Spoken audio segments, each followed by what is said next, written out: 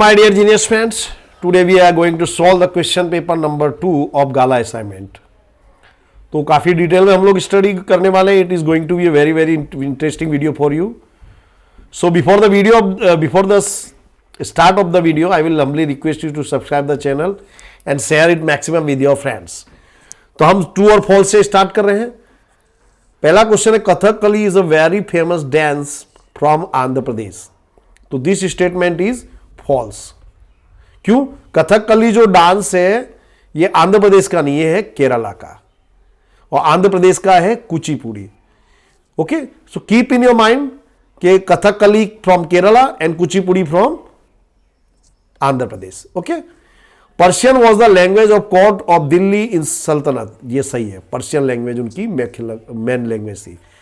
In organic farming chemical fertilisers and insecticides are not use.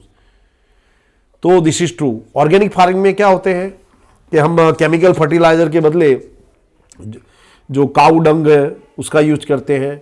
फिर अब जो insecticide के बदले हम छाछ है, फिर नीम का जो पानी है, नीम का घोल, उसका हम यूज करते हैं. India ranks first in the production of cement. तो दिस इज फॉल्स. पहला नंबर आता है चाइना का, इंडिया का सेकंड नंबर पोजीशन है. Poverty is a qualitative concept. This is true. Qualitative यानी ये जो है हम कंपेयर करते तब हमको इसका आइडिया आता है. Answer is short. Where is Uttarardh dance Mahotsav celebrated. तो ये मोढेरा में, महसाणा में, जहां पे सूर्य मंदिर है हमारा, वहां पे इसको सेलिब्रेट करते हैं. हु रोट द बुक आईने अकबरी. तो आईने अकबरी बुक लिखी थी अबुल फजल ने, बराबर. और इसने दूसरी बुक भी लिखी थी और अकबरनामा. अबुल फजल, याद रखना, अबुल फजल. फजल फजल में इसने ये बुक लिख डाली थी भाई. The name laterite is derived from the Latin word brick. Latin word जो है उसका मतलब होता है ब्रिक, यानी कि ईंट. For what development price rise along with stability is beneficial. तो इकोनॉमी, यानी प्राइस राइज होना ही चाहिए तो इकोनॉमी को डेवलप, उससे बेनिफिट मिलता है. फिल इन द ब्लैंक्स है. Language, which language is similar to Hindi and Gujarati. तो Rajasthani language. A 7.5 meter high statue weighing 1 ton was found in Sultanganj in Biharganj. तो it was made of copper. Copper की बनी हुई मिली थी. The Girnar Lili Parikrama, the Shatrunjay and the parikramas are significant in Gujarat. देखो गुजरात में 3 परिक्रमा होती है. गिरनार की परिक्रमा होती है जिसको लिली परिक्रमा बोलते हैं. शत्रुंजय की परिक्रमा, ये जैन जो लोग हैं उनका बहुत ही पवित्र स्थल है शत्रुंजय. और तीसरी है हमारी नर्मदा की परिक्रमा. Okay, India is included in the category of medium human development countries. Okay, Alpha United Liberation Front of Assam, ये नक्सलवादियों का ग्रुप है, is a insurgent organization of Assam. ये तो यहीं से आपको आ जाएगा. उल्फा फुल फॉर्म याद रखिए, United liberation front of Assam. Okay, अब देखिए, अब एमसीक्यू आया है. Who was the originator of dance. तो भगवान नटराज, शिव, जो भगवान शंकर थे, वो जो नृत्य है यानी डांस है उसको पृथ्वी पर लेकर के आए थे. Which is the place mark with A. देखिए, तो ये जो प्लेस है ये कहां है, साउथ में बता रहा है. तो ये क्या है, हम्पी. अगला है, the crops given in brackets are classified as kharif, rabi. Select the correct option from those given below.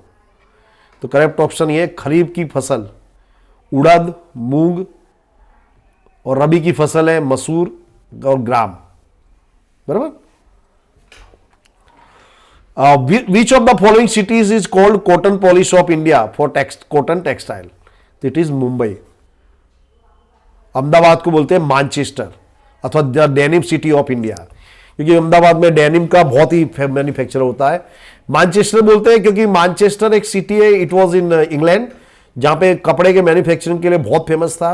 और one time there were 70 mills in Ahmedabad. So Ahmedabad was known as the Manchester of India. Which is the biggest challenge before the world. दुनिया के सामने सबसे बड़ी challenge है terrorism. जैसे population, वो तो भाई इंडिया और चाइना की प्रॉब्लम है।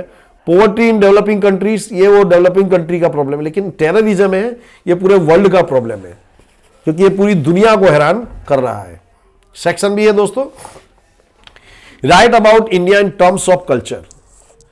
तो the people of India are from prehistoric period have contributed to the people of the world.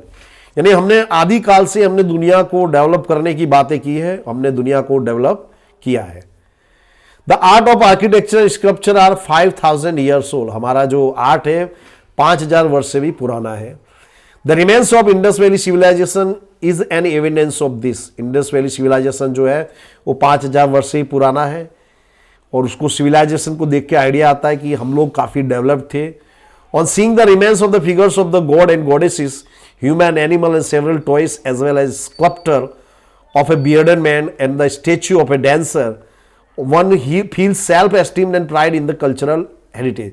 इसमें ये चीज याद रखना, bearded man का स्टेच्यू और स्टेच्यू ऑफ डांसर ये हमको कहाँ से मिला था? हड़प्पा सिविलाइजेशन में से। ओके, इंडस वैली सिविलाइजेशन, यानी जिसको कुछ भी बोलो आप, तो ये दोनों याद रखना। तो ये जो रिमेन्स हमको जो मिले हैं उसको देख के आइडिया आता है कि हमारा जो सिविलाइजेशन था वो काफी ग्रेट था। ओके, नेक्स्ट है, why do we respect the rivers by calling them लोक माता। हम नदियों को लोक माता क्यों कहते हैं? तो you don't need to cram this answer friends, बहुत ही आसान है। Just listen to me very carefully and write it if you like it, and you must write it, I feel so. तो आप उसको एक बार पढ़ेंगे, सुनेंगे तो आपको पूरी जिंदगी याद रहेगा। तो ancient Indian cultural had flourished on the river bank of Indus and Ravi. Indus और रावी जो रिवर्स थी, वहां पे हमारा सिविलाइजेशन डेवलप हुआ था। The river like Ganga, Yamuna, Saraswati, Indus, Narmada, Godavari, Krishna, Kaveri have profoundly influenced in the life of the people of India. The river waters have made human life beautiful and prosperous, and we use the river water for irrigation. We use the river soil to make houses and to make ports. You can add these lines. Okay, 2 marks में आप 4 points enough होते, but I will advise you to write more than 4 points so you can get the maximum mark. Write in brief about Amir Khusro. तो अमीर Khusro was the most outstanding literary figure of medieval literature. He was a poet, historian, mystic saint and composer. जो हम गजल कहते हैं, गजल को India में लाने वाला था अमीर खुसरो। उसने पर्शियन और भोजपुरी 2 भाषाओं को मिक्स करके, अवधी भाषा मिक्स करके पहला शेर लिखा था गजल का, जिहाले मिस्किन मुगुन तगाफुल दुराए नैना बनाए बतिया। फिर उसके बाद की अगली लाइन जो थी वो अवधी भाषा में थी, जिहारे हिदरा ना जाए में जा, ना लेहू काए लगाए छतिया। सो जो पहला जो शेर था वो लिखा था अमीर खुसरो ने।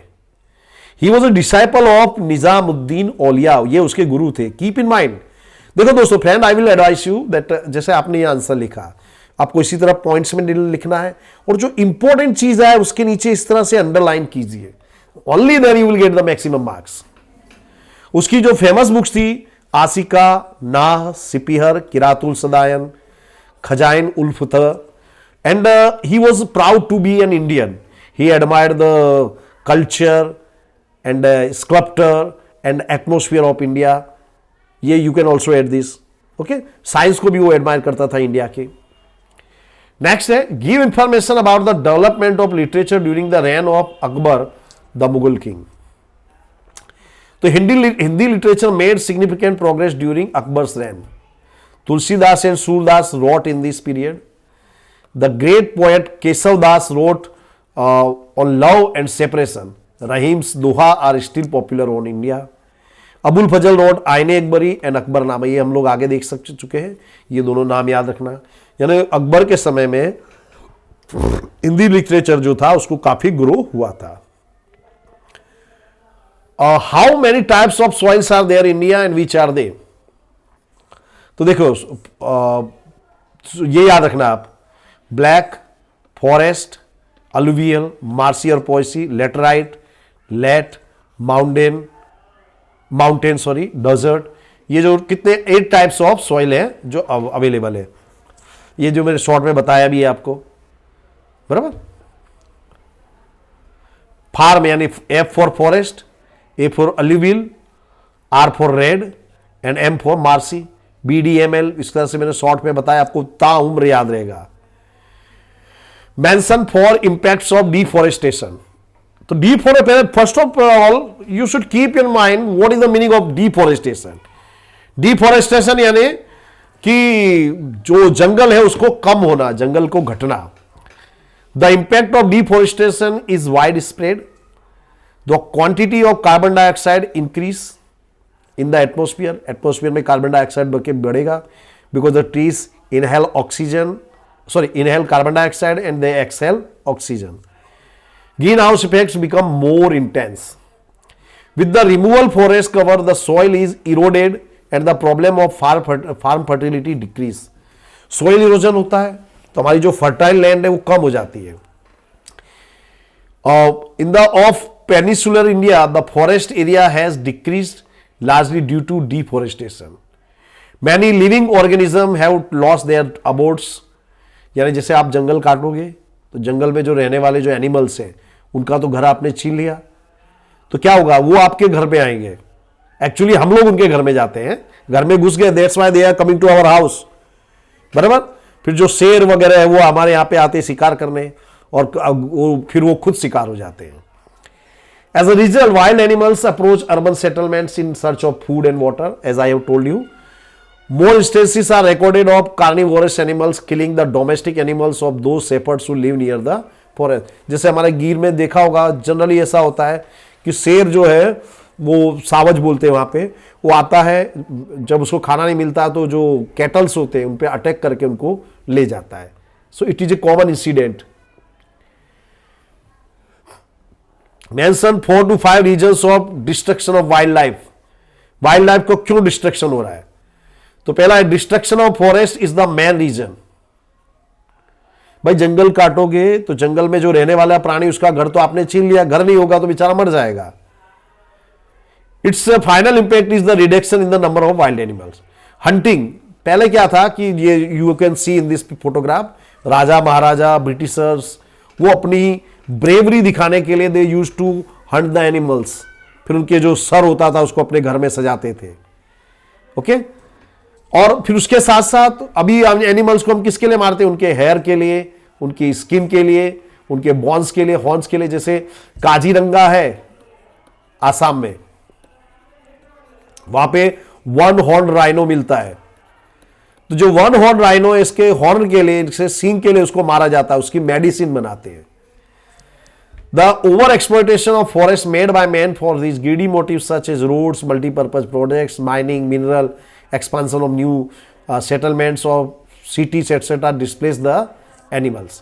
अब क्या होगा कि हम रोड बनाने के लिए, डैम, मल्टीपर्पज प्रोजेक्ट बनाने के लिए और जंगलों को काटेंगे, तो इस कारण जो एनिमल्स है वो उनकी संख्या कम हो रही है। Forest lands are being encroach for grass, fuel और फॉर ग्रेजिंग। जो विलेजर्स हैं वो झूम खेती के लिए क्या करते हैं? जंगलों को काट रहे हैं, वो एनिमल्स को ग्रास के लिए जंगल में जा रहे हैं। द फॉरेस्ट फायर आपने देखा होगा, आपने लास्ट ईयर ऑस्ट्रेलिया में फॉरेस्ट फायर हुआ था, तो उसके कारण बहुत बड़ी संख्या में एनिमल्स मारे गए थे। ये बहुत बड़ा रीजन इसका। तो इट एनगल्फ्स मैनी स्पीसीज, बहुत से प्राणी उसमें मारे जाते हैं। When the forest fire occurs at the time of rearing the young ones of the birds or hatching the eggs, it creates a negative impact on the number of wild animals. यानी animals का जब बच्चों के जन्म का समय होता है, उस समय अगर फॉरेस्ट फायर हुआ तो बहुत बड़ी संख्या में मारे जाते हैं, उनकी जो नेक्स्ट जनरेशन है वो भी नहीं आ पाती, तो वो जो इंपैक्ट होता है वो तो बहुत ही डेंजरस होता है।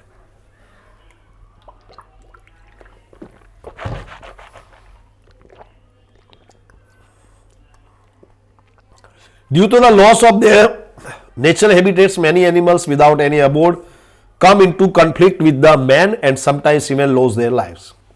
जैसा हमने देखा था कि हम लोग जो एनिमल्स उनके घर में घुस जाते हैं, उनका घर हमने नष्ट कर दिया है, तो वो हमारे वहाँ पे आते हैं in urban areas and in rural areas and they are killed.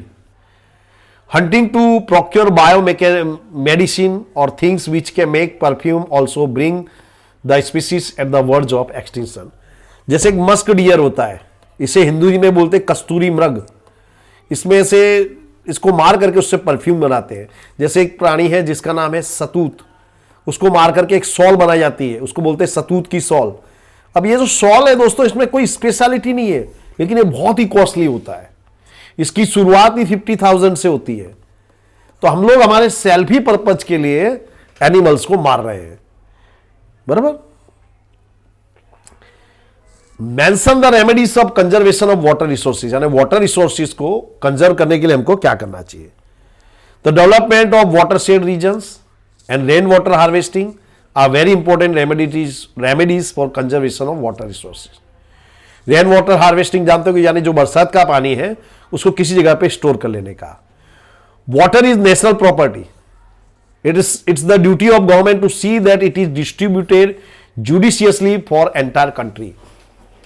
If there is any interstate water dispute, जैसे कावेरी पे विवाद होता है, कावेरी नदी पर कर्नाटका और उसके पड़ोसी कर्नाटका और तमिलनाडु में कावेरी नदी को लेकर के बहुत विवाद होता है, तो इसको हमको सॉल्व करना चाहिए जल्दी से जल्दी, so that the construction of reservoirs by building the dams across the river is not delayed. Give information on sugar industry which stands second after textile in agrarian industries in India. तो देखिए sugar industry, making jaggery, jaggery आप जानते हो गुड़ बोलते हैं हम लोग, from the sugar cane juice is very old industry in India. देखो गुड़ जो था, हम लोग इंडिया में जो लोग थे वो गुड़ का ही उपयोग करते थे. फिर आफ्टर दैट शुगर बाहर से आया तो हम उसका यूज करने लगे, which is very harmful for health. जब on the contrary jaggery is very useful for the health. Sugar industry stands second after textile in agrarian industry in India. After reaping the crop of sugar cane, it has to be squeezed within 24 hours so that the amount of water is not reduced. Otherwise, its sugar content will decrease. यानी उसको काटने के 24 घंटे बाद उसको use कर लेना पड़ता है. That is why the sugar factories are located near sugar cane growing centers. जो शुगर के जो फील्ड होते हैं उनके पास में ही होता है. जो फार्मर्स होते हैं उसको काट करके ट्रैक्टर भर भर के जो इंडस्ट्री होती है वहां पे ले जाते हैं.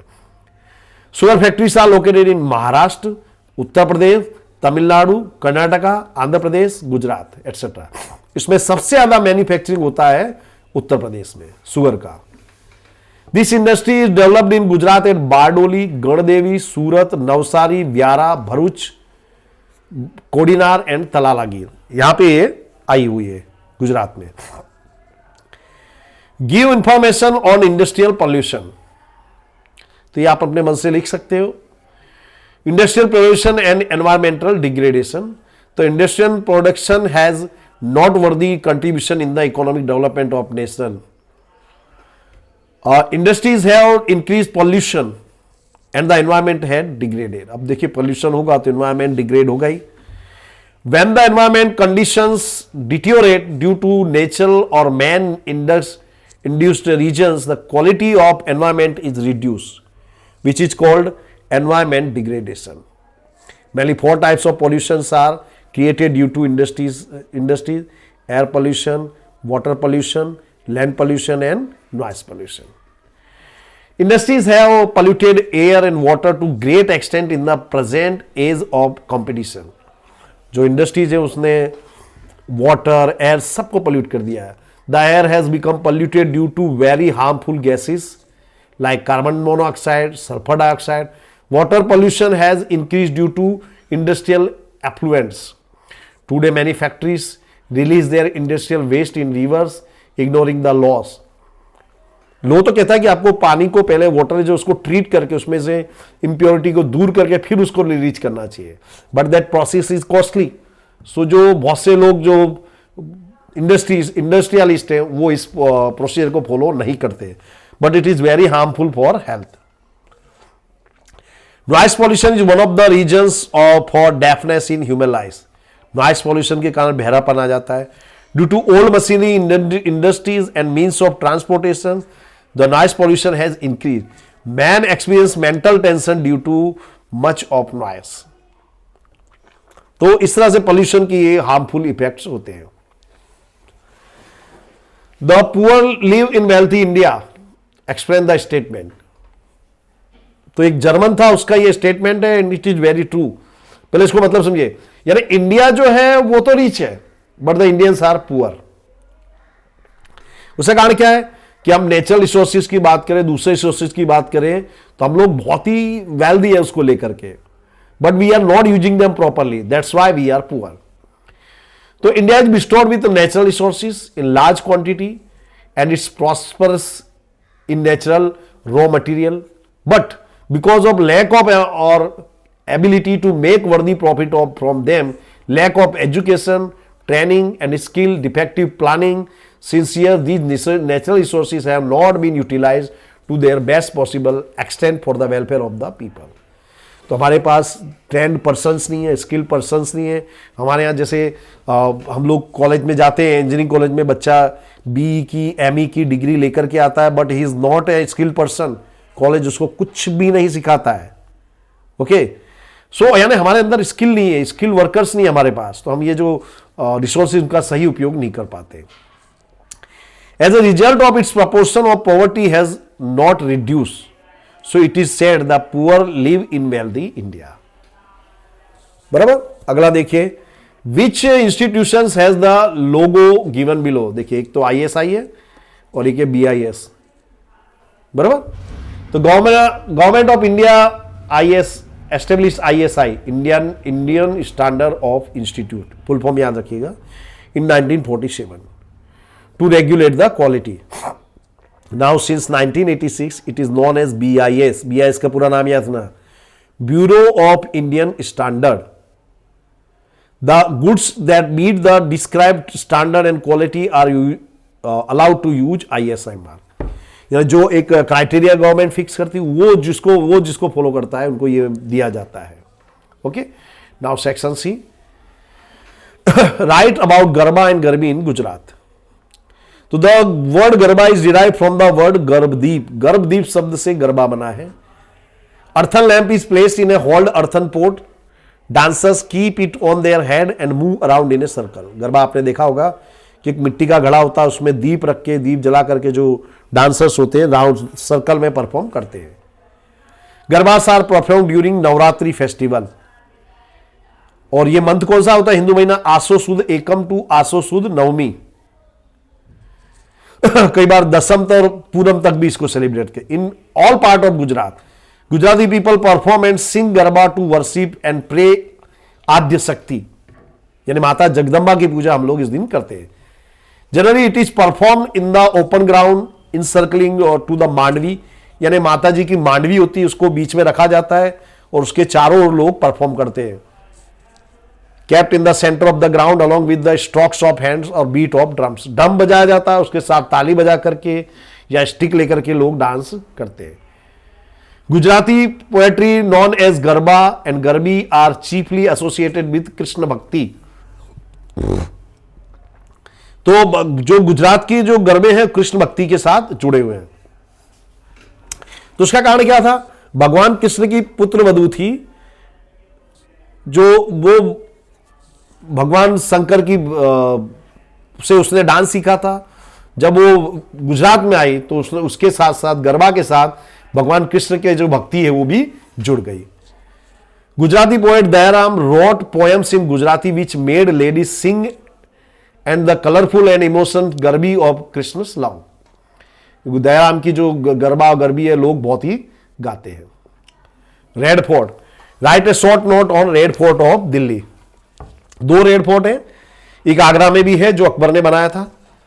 Red fort located at Delhi was built by Shahjahan in 1638। Actually एक तोमर राजपूत थे, तोमर राजपूत, उन्होंने ये बनवाया था, लेकिन अब जो हिस्ट्री में लिखा है we have to read it. This fort is made of red stone. Shahjahan founded city name Shahjahanabad in the same fort which was named after him. उसने एक सिटी बनाई थी जिसको शाहजहांबाद नाम दिया गया था। इसमें क्या क्या आता है? इसमें आता है दीवाने आम, दीवाने खास, रंग महल। दीवाने खास इज मोर, देखिए आम मतलब होता है कॉमन, खास मतलब special. So Diwane Khas is more magnificently decorated than other buildings. It is decorated with an amalgamation of gold and silver embedded with precious stones. The other buildings of Red Fort are Rang Mahal, आयना महल जिसे mirror palace बोलते हैं, और Mumtaz, Lahori gate, Meena बाजार, Mughal garden.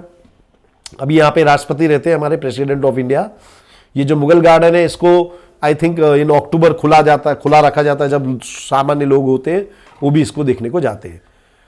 Which are the centre of attraction of red fort? Peacock throne जिसे बोलते थे मयूरासन, ये यहीं पर था. फिर नादिर शाह आया ईरान से, नादिर शाह ये मयूरासन को अपने साथ ले गया था ईरान में, बराबर, ये इसमें मेंशन किया गया. Red fort is one of the outstanding buildings among the Mughal art of architecture. Every year our Indian flag is hosted on the red fort on national festivals. कई बार आपको एमसीक्यू में ये पिक्चर देंगे और आपको बोलेंगे इस स्ट्रक्चर को आइडेंटिफाई करिए, तो उसके लिए भी आप याद रखना. Write and note on pilgrimage places in India. Pilgrimage का मतलब होता है धार्मिक यात्रा.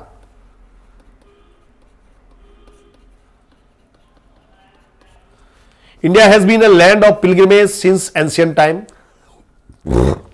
People of India go on pilgrimage the journey of Chardham and 12 Jyotirlings include Badrinath, Rameshwar, Dwarika और जगन्नाथपुरी. हिंदुओं में 4 यात्रा धाम है, 4 धाम बोलते हैं उनको, जिसमें बद्रीनाथ है उत्तराखंड में है, रामेश्वर है तमिलनाडु में है, द्वारिका गुजरात में, जगन्नाथपुरी ओडिशा में. मोर ओवर पिलग्रिमेज ऑफ 51 शक्तिपीठs and Amarnath yatra are considered as one of the most important. पूरे भारत में 51 शक्तिपीठ है, याद रखना. जैसे हमारे यहां जो अंबे माता का जो मंदिर है वो भी एक प्रकार का शक्तिपीठ है. गिरनार की लीली परिक्रमा, शत्रुंजय की पद प्रदक्षिणा, नर्मदा की पद प्रदक्षिणा, ये जो 3 जो प्रदक्षिणा है ये भी बहुत फेमस है. India is a treasure house of rich cultural heritage. In this way places of Indian cultural heritage gave India a unique identity in the world. The tourists from India and abroad visit Indian art of architecture regularly. This accelerates economical benefits of accelerated economic benefits of tourism in India. देखिए foreign से जो लोग आएंगे visit करने, तो क्या है वो यहाँ पे खर्च करते हैं, दे पे इन पाउंड एंड डॉलर, तो हमारी जो फॉरेन करेंसी है वो हमको मिलती है और इससे इकोनॉमी को बहुत ही बेनिफिट होता है.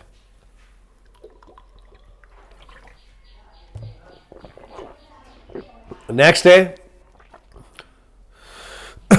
State the diversity about the animals living in the Indian forest. तो there is a light diversity in climate and physiography in India. Due to this physiographical diversity, large variation is seen among the insects, birds, animals and vegetation. There are 15 lakh species of animals and birds in the world. दुनिया में 15 lakh species है, इसमें से 81,251 species है वो India में. India का place कौन सा है? 12th है. Animals from Asia, Europe, Africa are seen in India. Asia, Africa, Europe के जो एनिमल्स है वहां जो मिलते हैं वो हमारे यहां भी मिलते हैं. अफ्रीकन झरक, European wolf, wild goats, Kashmiri deer, elephants, gibbons from south east Asia are found here. The biodiversity of India includes black bear, one horn rhino जो काजीरंगा में पाया जाता है आसाम में, deer, different types of snacks, peacock, घोराड, hawk, kingfisher, flamingo, ये सब हमारे यहाँ मिलता है. हमारी स्पेशलिटी क्या है? The snow leopard in Himalayan and the red panda found at the same altitude are distinguished animals here. बराबर. Currently, India is the only country in the world where tiger and lion are seen moving in the natural abodes. ये एकमात्र देश जहां पे tiger और lion दोनों देखने को मिलते हैं. During winter, migratory birds from distant place throng into the watershed area of Keoladeo national park. Bharatpur में जो राजस्थान में है भरतपुर, वहां पे भी बर्ड सेंचुरी है. नल सरोवर जो गुजरात में है। तो ये जो एनिमल्स है, जो सॉरी बर्ड्स हैं, माइग्रेटरी बर्ड्स, ये इंडिया में आते हैं। Sea turtles come to lay egg along the sandy coast of Odisha. Indian python, various snakes and king cobra are found in the southern rain forest. याद रखना, Indian python, snake और cobra. Next है what is meant by multipurpose project, state the objectives. Multipurpose यानी ऐसा project जिसमें एक के साथ साथ बहुत सारे पर्पज हमारे पूरे होते हो। Many large and small reverse flow in India. Water transportation is very rich in India. This is because its physiography is such that many rivers merge with other rivers and empty their water into the sea. With the idea that this water may be harnessed for various purposes, multi-purpose projects are planned on many rivers. यानी देखिए, बरसात का पानी है, नदी में आएगा, नदी का पानी कहाँ जाएगा? समुद्र में।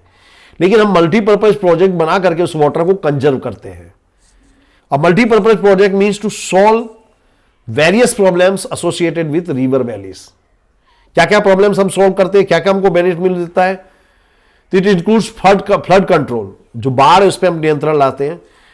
Prevention of soil erosion, soil erosion इससे कम होता है। Water of drinking and irrigation, drinking के लिए वाटर मिलता है, इरिगेशन हमारा बेटर होता है, इंडस्ट्री को बेनिफिट मिलता है। Water provided for settlements, generation of electricity, internal water transportation, entertainment, यानी जो डैम्स होते हैं उसके आजू बाजू टूरिज्म को डेवलप कर देते हैं, तो इससे हमको टूरिज्म भी हमारा डेवलपमेंट होता है। With life protection and development of fishery, fishery भी यहाँ पे डेवलप होता है। तो यानी हमने देखा कि बहुत सारे जो हमारे पर्पज है इसमें पूरे होते हैं, इसलिए इसको मल्टीपर्पज प्रोजेक्ट बोलते हैं। Explain how proper planning of man power would be proved best if India wants to reduce unemployment. तो देखिए, जैसा हमने पहले देखा कि हमारे यहां पे मैन पावर हमारे पास बहुत है, but it is untrained, it is unskilled. Okay, तो हमारा जो मैन पावर है उसका, हमारे जैसे इंडिया में हमारे लोगों का एक ही ड्रीम होता है, job, and that also government job. बराबर, गवर्नमेंट जॉब ही हमको चाहिए, हमको कोई स्किल सीखना नहीं है। ओके, और हम लोग क्या समझते हैं, कुछ लोग, कि भाई वो पैदा हो गए तो it is the duty of the government to provide them job. तो इस तरह की गलत मेंटालिटी के कारण हमारे यहां बहुत प्रॉब्लम्स होते हैं। तो उसको कैसे सोल्व कर सकते हैं? गवर्नमेंट है जो open new areas of employment to plan man power. एक एग्जांपल दूं, आज हमारे मोबाइल के मैन्युफैक्चरिंग में इंडिया का जो सेकंड प्लेस आ गया है, it is a great achievement because of our प्रधानमंत्री Narendra Modi. Lot of employment opportunities there in computer technology, information technology, pharmaceutical, business management, packing and processing, outsourcing, marketing, catering, event management, office management, hotel management, share stock marketing, etc. इतने सारे fields हैं जहां पे बहुत सारी job opportunities है। So new curriculum has been set up in the universities fulfilling local requirement. जो requirement है उसके हिसाब से कुरिकुलम आया है। Accordingly curriculum of education, training and teaching has been change so that it may fulfill the requirement of the job in future. जैसे online जो sale होता है, पहले इंडिया में एमबीए में इसका समावेश नहीं होता था, जबकि अब्रॉड क्या था, उस समय धीरे धीरे ऑनलाइन जो शॉपिंग था वो ग्रो कर रहा था। फिर ऑनलाइन सेल को हमने अपने कंटेंट में, जो करिकुलम में, उसको हमने इंक्लूड किया।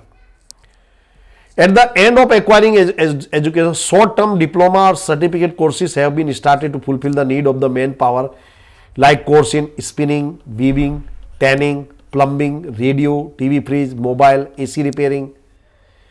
ये शॉर्ट टर्म, जैसे आईटीआई बोलते हैं ना आप, बराबर, ये शॉर्ट टर्म, शॉर्ट डिप्लोमा होते हैं। 1 ईयर और 2 ईयर का कोर्स होता है, और इससे आपको क्या अच्छा खासा जॉब पर्सन को मिल जाता है। As a result of revolution in the field of automobile, electronics, computer science, genetic science, aerospace, robot making, new courses have been started in order to provide skilled artisans, engineers and technicians. ये जो नए नए field आए हैं, इसमें हम government ने नए नए उसमें कोर्सेज इंक्लूड किए। It is try to provide loan at less rate of interest to the entrepreneurs because of so entrepreneurs under the startup of India. ये जो था स्कीम, ये गवर्नमेंट ऑफ इंडिया लाई थी, जिससे कि जो नए टैलेंटेड लोग हैं, उनके पास टैलेंट है तो they can start their own business. तो उसके द्वारा क्या होगा कि बहुत से लोगों को एम्प्लॉयमेंट मिलेगा। Write any four agricultural programmes announced by Indian government in under the strategy of poverty eradication in India.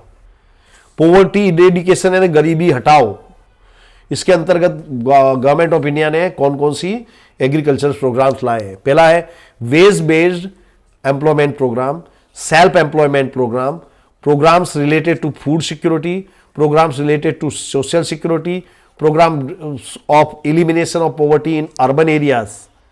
ये 5 प्रोग्राम्स लाई है।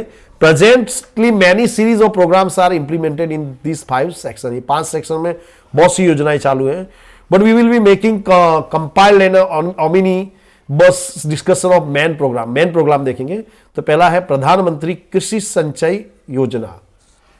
Under National Agriculture Plan, there should be increase in agricultural growth rate and sectors related to it. Improvement in irrigation facility should reach every part of agricultural land. देखिए, आज भी हमारे देश में near about 60% लोग हैं, they are dependent on agriculture. So अगर हम एग्रीकल्चर को बेटर करते हैं, इट मीन्स 60% लोगों का जो अनएम्प्लॉयमेंट है वो दूर हो जाता है। 60% लोगों को उसका सीधा एडवांटेज मिलता है। तो हमने गवर्नमेंट जैसे ड्रिप इरिगेशन सिस्टम लाई है, construction of small and big medium size check dams बनाई है, जिससे वाटर को कंजर्व किया जा सके, so that every field gets water. Such type of steps have been taken so that farmers are saved from dangers of agriculture and debt. Agriculture debt, उसमें क्या होता है कि गांव में रहने वाला जो किसान है, ही इज अनएजुकेटेड, तो जब भी उसमें मुसीबत आती है तो वो क्या मनी लेंडर के पास जाता है, उससे कर्जा लेता है, एट द एंड उसका सब कुछ बर्बाद हो जाता है। तो उसको बचाने के लिए गवर्नमेंट बहुत सी योजना लाई है, जिसमें इंश्योरेंस भी लाई है खेती का। जैसे वो देखिए खेती वाला जो था इंश्योरेंस प्लान, वो ये रहा। By improving farm safety insurance plan, farmers are to be helped at the time of natural calamity. जैसे मान लीजिए आपने खेती की, तो आपने इंश्योरेंस लिया, उसकी फीस आई सपोज 1000 और आपको बीमा मिला है सपोज 1 लाख का। तो अगर आपकी फसल बर्बाद हो जाती है तो जो आपको 1 लाख रुपया आपको मिल जाएगा। That is farm safety insurance plan. Okay, तो नेचुरल कैलेमिटी में आपको बचाने के लिए होता है। Government started giving bonus at the purchase of cotton and concession और एट लॉस और डैमेज ऑफ क्रॉप्स। क्षति मुक्त कृषि भाव पंच has been set up to stabilise the prices. यानी जैसे मान लो अभी हमने देखा था लास्ट ईयर काफी बरसात हुई थी, तो उसमें किसानों का बहुत लॉस होता है, तो उनको गवर्नमेंट जो डैमेज होता है, उनका लॉस होता है, उस समय भी पैसे देती है। National drinking water programme, programs like providing water to every field, improving existing canal network, stop soil erosion, new tube wells for tribals, prevention of salinity have been implemented. salinity समझिए यानी क्या होता है, क्षार बोलते हैं अपने कॉमन लैंग्वेज में। तो क्षार अगर नदी पानी में ज्यादा हो तो उसके कारण क्या होता है कि जो जमीन है उसको बहुत नुकसान होता है। तो उसको रोकने के लिए गवर्नमेंट ने योजना लाई है। गवर्नमेंट ने नए नए ट्यूबवेल बनाए हैं, चेक डैम्स बनवाए हैं। Other than this program of digging ponds, watershed development, construction of tanks, conservation of rainwater, afforestation, constructing lining of canals, planting trees and shrubs, renovation and revitalization of check dams. Check dam से उनको फिर अगर कोई problem है तो उसको repair करना, नई चेक डैम्स बनाना, पेड़ लगाना, ये सब इसके अंतर्गत आता है। E-NAM scheme. Under this program, agriculture market has been set up for the farmers in which farmers may get their products listed. Online trader may bid from the place. यानी online trading होता है, जो farmer है उसको बहुत अच्छा profit उसमें मिलता है। What is women empowerment? What are the obstacles in its path? तो what is women empowerment? तो women empowerment is to recognize potential of the women and provide them opportunity to realize their potential. यानी women को इस तरह का atmosphere देना कि अपने पोटेंशियल को पहचाने। Women empowerment is to put an end to gender bias discrimination and provide equality of status and equal opportunities to the women. We can see that कि हमारी सोसाइटी में जेंडर बायस होता है, तो उस जेंडर बायस को दूर करके सबको इक्वल अपॉर्चुनिटीज देना है. Obstacles in empowerment of women. Women के एम्पावरमेंट में क्या क्या प्रॉब्लम्स आते हैं. पहला है, India has traditional and conservative society whereas empowerment of women is a modern concept. देखिए, हमारी कुछ पुराने थॉट्स हैं, बराबर. जैसे एक काम अमुक सोसाइटीज में हम देखते हैं कि ऐसा माना जाता है कि लेडीज को घर से बाहर नहीं निकलना है तो बुरखा पहन के निकलना है. ओके, तो इस पर्दे में रहना है, बुरखा पहन के. So they can not work at any place. तो काम करने की तो आप एक्सपेक्टेशन आप कर ही नहीं सकते. तो इस तरह के जो थॉट है वो बहुत बड़ा ऑब्स्टेकल है. Refusal of to recognise their potential. Women do not charge for the house hold work और work in agriculture land of their family. जो एक लेडीज है वो घर पूरा संभालती है, बराबर. वो आपको कुकिंग के लेके केयरिंग करना सब कुछ, लेकिन और वो खेती में भी काम करती है, जो specially in the rural areas, लेकिन उसको उसके बदले उसके कोई पेमेंट मिलती नहीं है. तो उनका जो लेबर है, उनका जो पोटेंशियल है, उसको कोई इंपॉर्टेंस नहीं दिया जाता है. Financial dependence. Most women, specially women in the rural areas, do not have their independent income. जो रूरल एरिया है, खास करके वहां, अर्बन एरिया में भी ऐसी प्रॉब्लम है, उनका कोई सोर्स ऑफ इनकम नहीं है. They have to depend on their family members, especially on their husband. Okay. Lack of education. For ages women were denied educational opportunities. Even today, most women in the rural areas are illiterate or semi-illiterate. Rural area में तो बहुत problem है, schools दूर होते हैं, ladies को बाहर पढ़ने नहीं भेजा जाता, ये सब समस्याएं होती है. Lack of awareness. Lack of awareness of their rights is direct consequence of lack of education. Ladies को मालूम नहीं कि उनकी राइट्स क्या है, उनकी लाइफ के लिए क्या जरूरी है. ओके. जैसे हमने देखा है अभी कर्नाटका में बवाल चल रहा है बुरका को लेकर के, तो दे आर डिमांडिंग कि हमारा, for us burqa is more important than education. Such type of situation is prevalent in our country. Then how can we provide them education. तो उनको अवेयरनेस ही नहीं है कि what are their rights and what is beneficial for them. Next question is, what should be done in India to reach the highest human development category according to the human development index. तो देखियो, on comparing first 5 nations of human development report, it is evident that in India still a lot of work needs to be done in order to achieve all the parameters, health, education and income and national income. Human development is not related with materialistic resources but with live human resources. जो human development index है, SDI है, इसका materialistic से कोई लेना देना नहीं है, इसका लिविंग स्टैंडर्ड से लेना देना है. इसमें हम लोग health, sex ratio, women empowerment, ये सब चीज़ों पे ध्यान देते हैं. तो पहला हम देखते हैं हेल्थ. तो health is an important valuable asset in order to make an individuals family and social life great. Health is wealth. अगर आप हेल्थी नहीं हो तो then you can not do anything. It is very essential that a person should be healthy. In the developing countries like India, attention has been not focused on population growth, common disease, malnutrition, handicapped contagious disease like AIDS, mental disorder and matter related to it. India में हमने जैसे माल nutrition यानी कुपोषण, perfect nutrition ना मिले, handicap लोग है, contagious disease है जैसे एड्स वगैरह है, इस पर इतना ध्यान नहीं किया गया है. Expenditure on health is not only for improved quality of life, but it is also to invest in human resource development. India has made lot of progress in the field of health. पुराने समय के बदले अभी हमने काफी अच्छा growth किया है. We have been able to make a lot of improvement in the child health and child death rate by child vaccination program. पहले जो चाइल्ड डेथ का रेशियो था बहुत ज्यादा था, फिर हमारे देश में चाइल्ड वैक्सीनेशन स्टार्ट हुआ, तो इसके कारण जो चाइल्ड डेथ रेट था वो कम हुआ. लाइफ एक्सपेक्टेंसी थी वो हमारी बढ़ गई. पहले हमारी life expectancy near about 38 years थी, अभी वो 68 के आसपास है.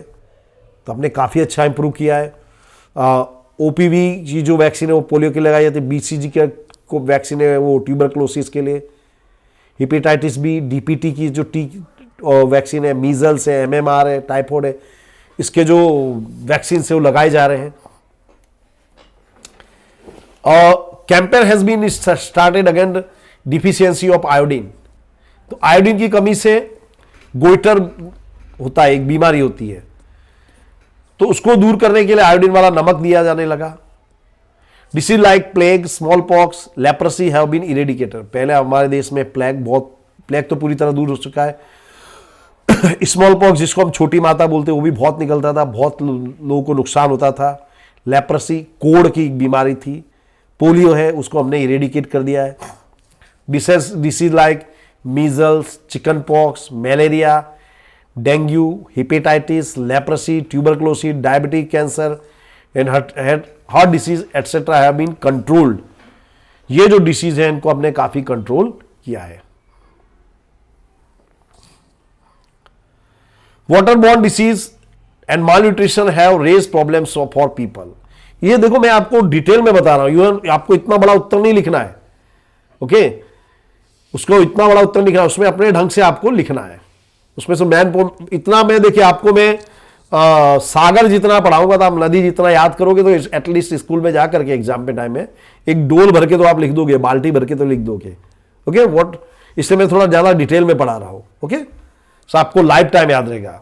Gender equality, Indian constitution guarantees equality and justice to all citizens according to census 2011. Out of the population, 48.46 from female and 51.54 males are there. Okay, if we view from this angle, female not only play a leading role as a human resource in India but also in the world. But due to biological differences and differences in upbringing and expectation from social and cultural perspective, path of development of male and female is different. लेकिन social inequality होती है तो दोनों का जो development का जो रास्ता है अलग है ना। उनमें बहुत से प्रॉब्लम्स आते हैं। क्या है, जो वीमेन है वो क्या विक्टिम ऑफ चाइल्ड मैरिज है, पर्दा सिस्टम, बुरखा सिस्टम, डाउरी सिस्टम, ये सब सिस्टम यहां पे प्रिवेलेंट है। Women empowerment, women are centre of the whole development process. 50% women है, तो अगर आपने 50% को अपॉर्चुनिटीज नहीं दी तो आपका ग्रोथ नहीं होने वाला है। Women are the center of the whole development process. In any of the developing country, economic empowerment is the main aspect of women empowerment. Women का empowerment होगा तो ही economic empowerment होगा। Economic freedom is essential for women empowerment. If a woman is educated, she would educate a house, a society, ultimately the entire nation. When you educate a girl, you educate a whole family. Our country has started taking steps in this direction. From time to time, they have served at the post of Prime Minister, President, Chief Minister in different states. ये सारे roles को play कर रही है ladies. Women are engaged in job like taxi driver to pilot. We have been watching women working at social worker, literary, journalist, sport person, educator, actor on TV, news channels. Women employment is expanding from working as a laborer to work in business and commerce communication. यानी अब वो जो women है वो आगे आ रही हैं, उनका एम्पावरमेंट होता जा रहा है। They are working in all the fields.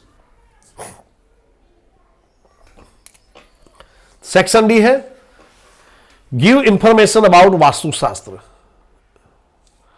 तो वास्तुशास्त्र यानी जो घर बनाने का जो कला होती है उसको बोलते हैं वास्तुशास्त्र, सिविल इंजीनियर हम कह सकते हैं। There is an immense contribution of ancient India in the field of Vastushastra. It is an inseparable part of astrology.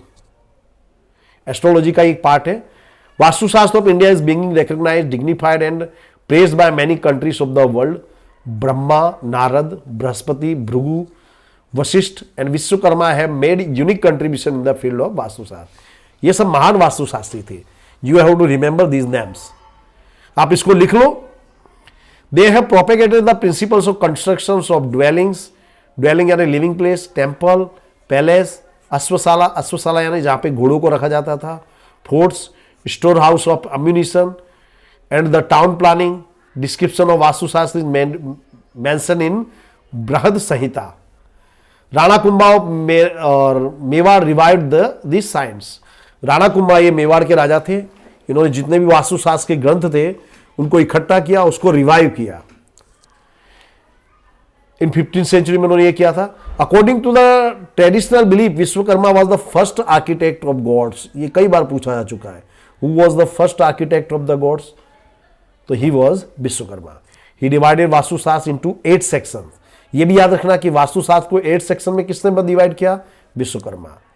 Various information of Vastushastra like selection of place, shape, structure, proper planning of things, temple, Brahmasthan, dining room, bedroom, etc. are mentioned.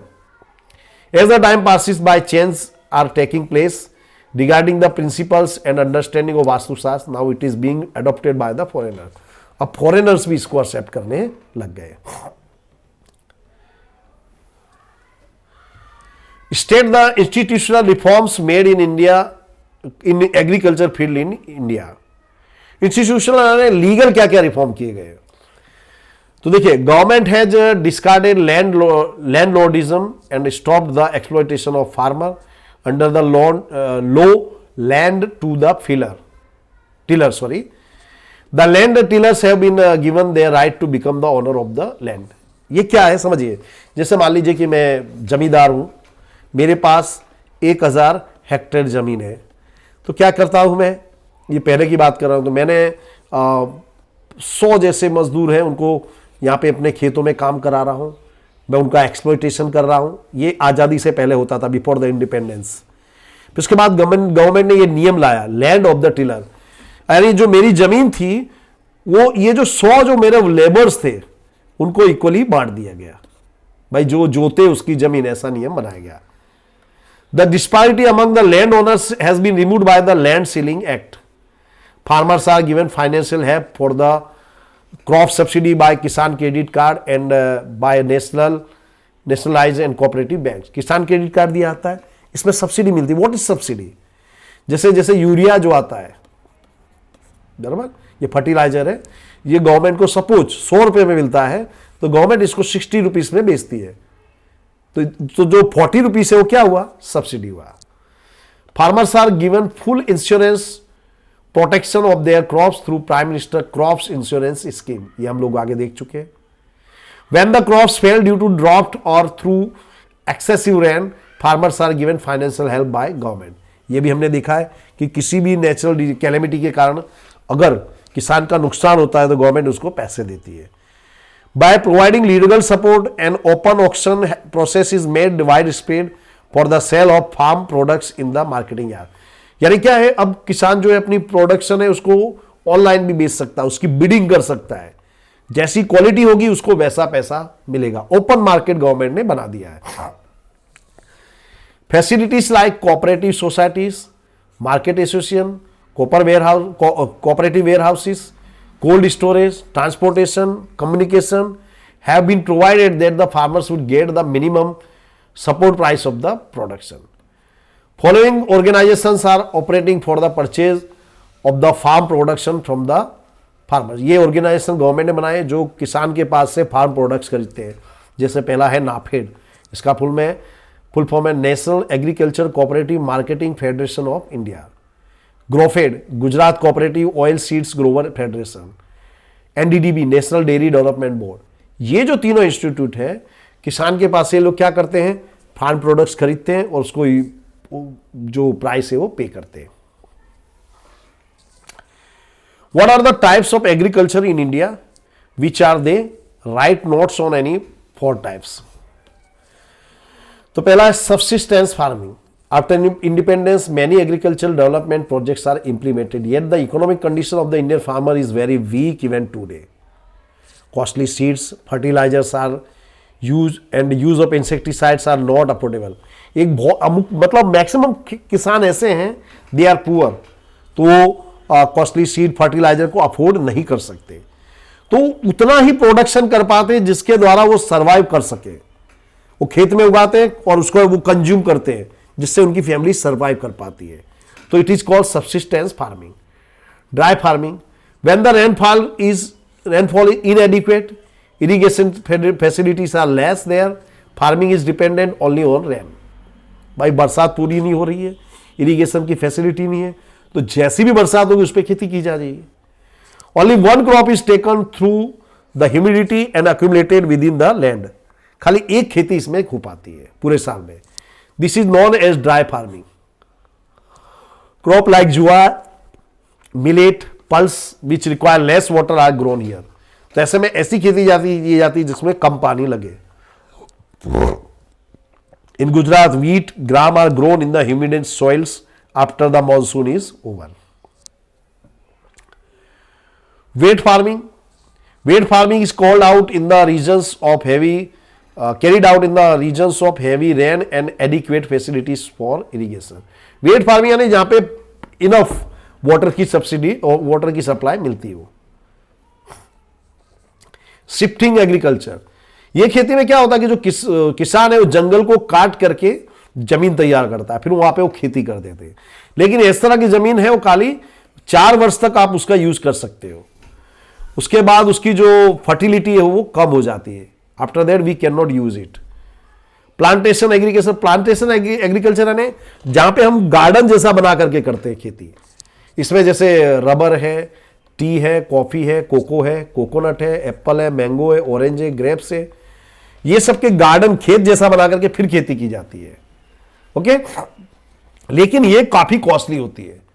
इसके लिए आपको पास investment अच्छा खासा होना चाहिए, skill होनी चाहिए, technical knowledge होना चाहिए, मशीन्स होनी चाहिए, फर्टिलाइजर्स होने चाहिए, प्रोटेक्शन ऑन ऑल साइड्स, ये सब आपके पास होगा तभी आप ये खेती कर पाओगे, क्योंकि इसमें मुनाफा भी ज्यादा होता है। Intensive farming,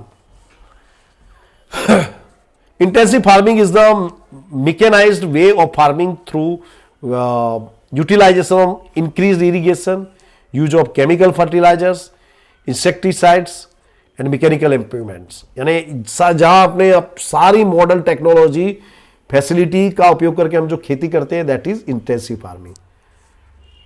case crops grow more in this type of farming. अब देखिए, जब मेरे पास सारी फैसिलिटी तो मैं ज्यादा से ज्यादा प्रॉफिट लेना चाहूंगा, तो इस समय क्या करता है किसान, कैश क्रॉप उगाता है।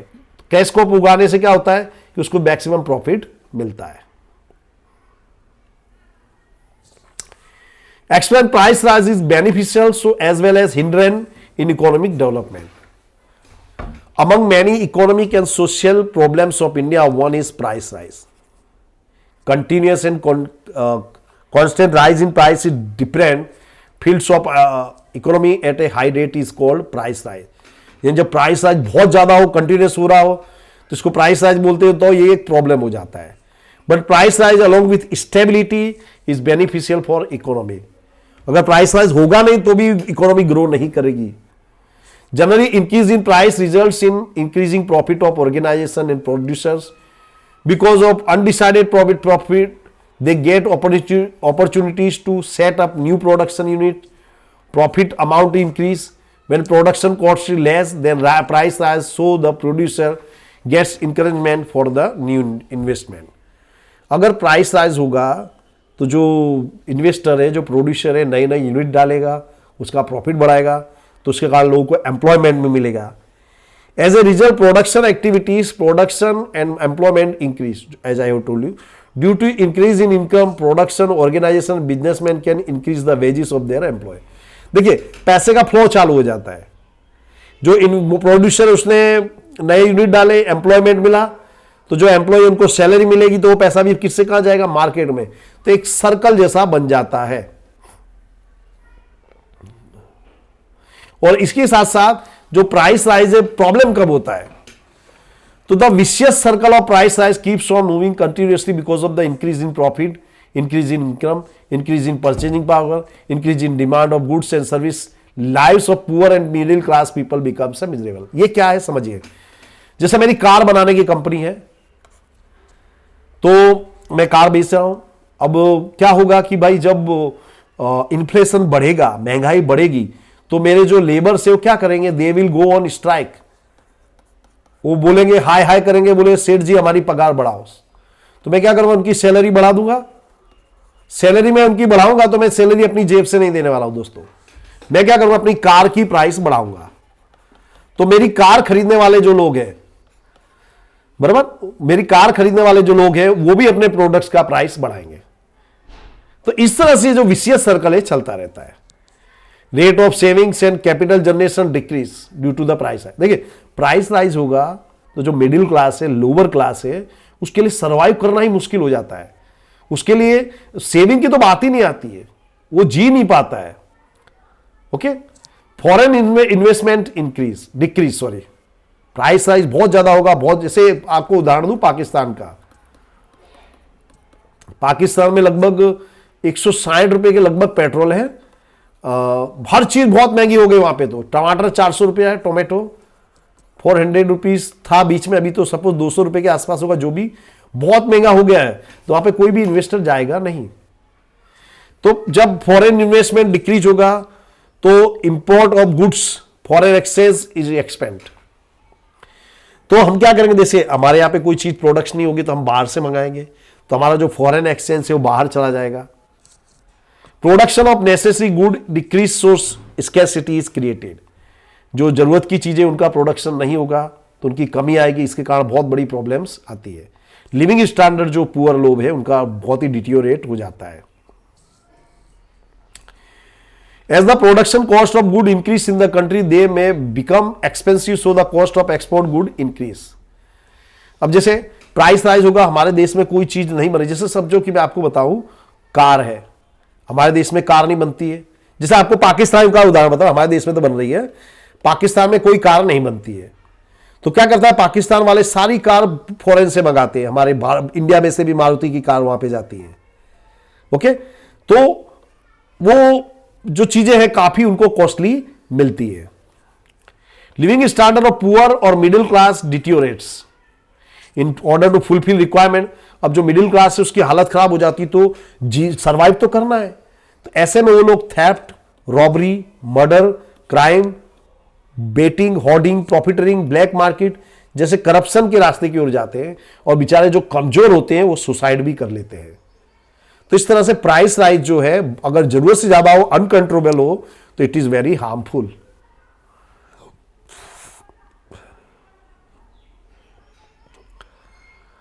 देखिए नेक्स्ट है केमिस्ट्री पर। अब देखिए हम ये देख लेना आप लोग, मैं आपको बता रहा हूं जो मैप है वो alluvial soil, Dachigam national park. Dachigam national park it is in JNK, Jammu Kashmir में है। One state producing tea, Assam को दिखा दो, बराबर, आसाम में टी होती है। One centre producing iron and steel, विद्याम।